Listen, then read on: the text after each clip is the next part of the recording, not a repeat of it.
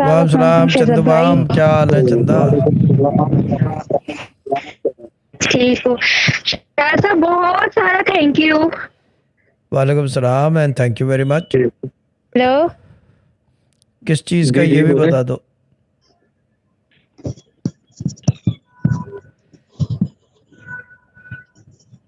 Hello. बोलो बोलो बोलो। वो शायद साहब अम्मी की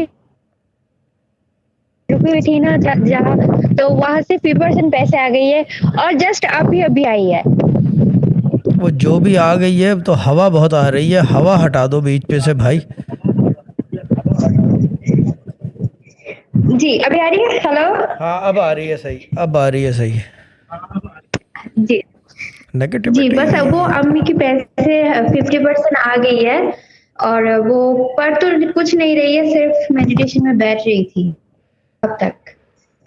अम्मी को बोलो कि आज बैठ जाए तो 100% हो जाएगी। ओके ठीक है। क्योंकि डन। क्योंकि उसकी वजह है। और अम्मी आपको बहुत थैंक यू नहीं नहीं नहीं, बोला अम्मी को है, बोलना बहुत no need thank to you. Thank, no need to thank, ये थैंक यू का चक्कर खत्म करो।